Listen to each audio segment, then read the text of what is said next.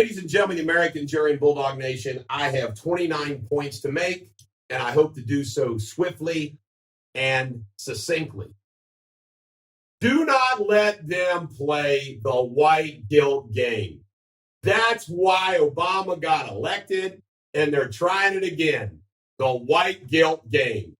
Drew's Breeze is Exhibit A. Let's white guilt. I'm telling you right now, I don't have any white guilt. I'm not a racist. I call each situation as I see them. I do not play the white guilt game. I'm not going to fall for it.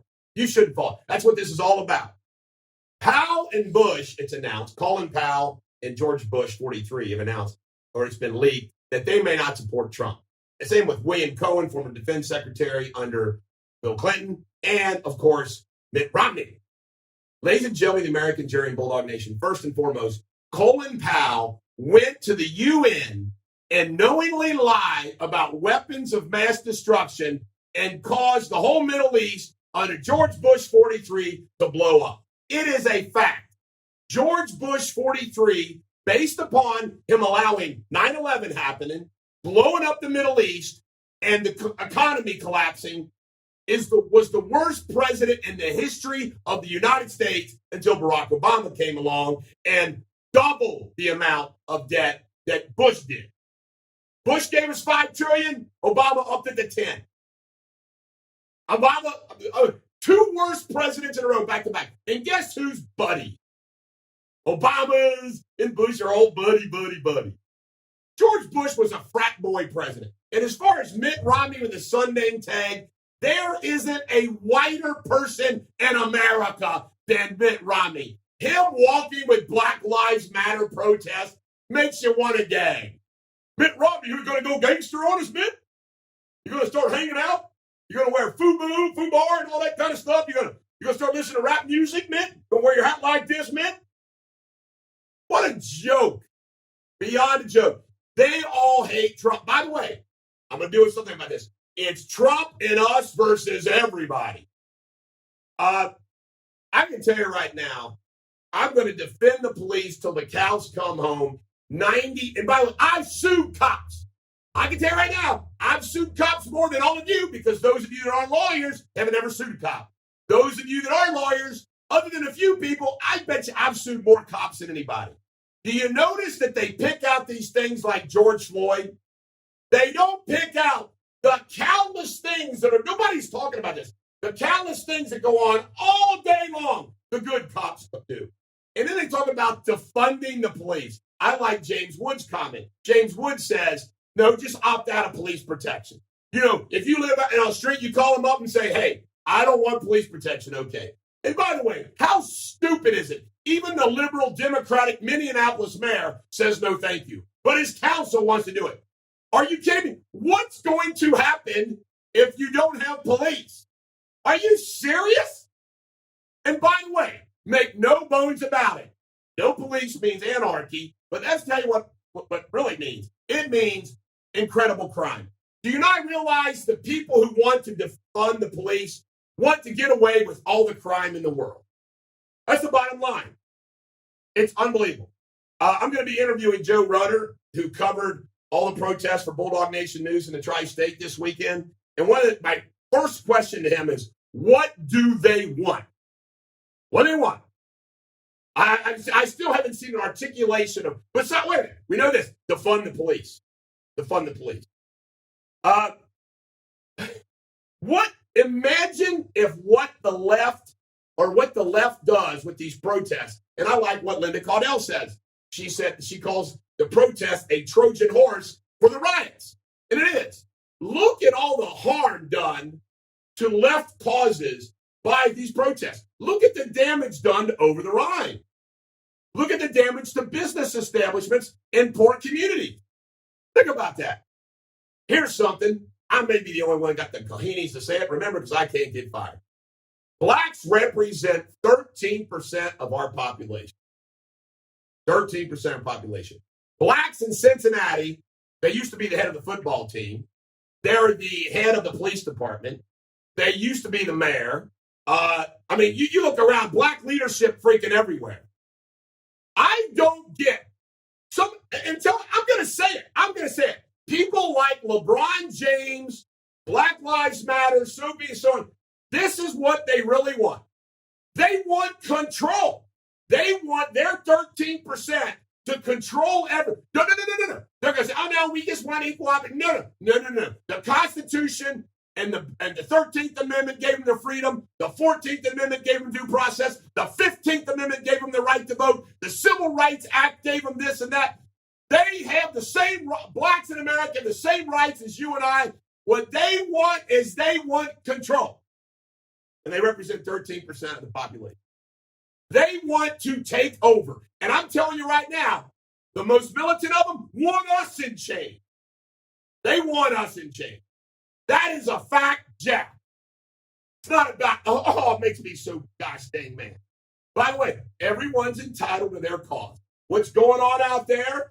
Right to assemble, right to free speech. They can do everything that they want. We have a right to push back.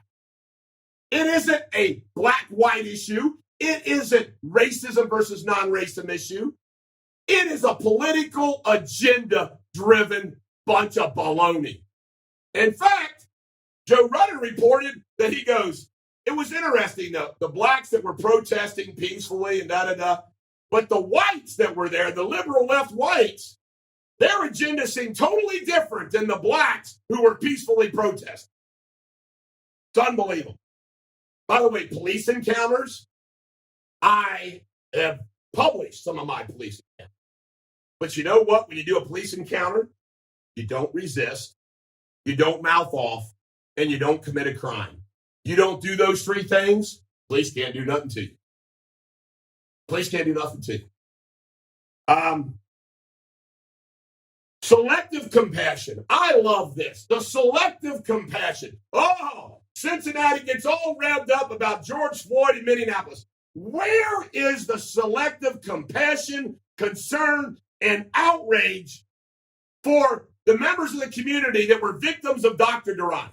What about all these other blacks and whites who have been mistreated? What about the poor in this? Are you kidding? What about Great America? Great American kicking all those people out so they can build their $30 million hotel. Where was it?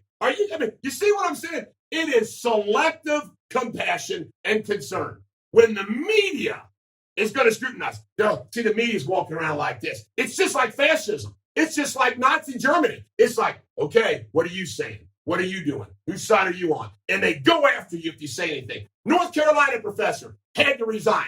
The New York Times op-ed guy had to resign because he let Thomas Cotton from Arkansas do an op-ed page. Are you kidding me? The backlash, you can't let him do that. And he had to quit. Corporate slaves. Roger Goodell said, oh, we got this wrong. We got this. Oh, really, Roger? You go back to letting everybody kneel and see what happened. You're going to go through that again? Oh, we got it wrong.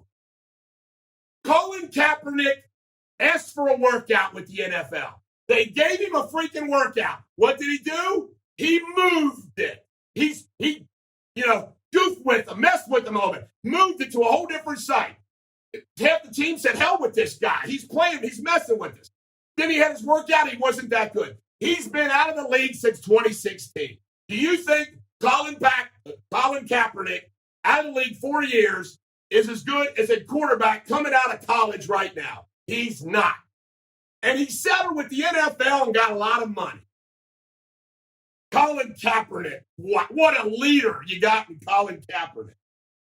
Candace Owens spoke out about all the issues. I mean, George Floyd committed an armed freaking burglary.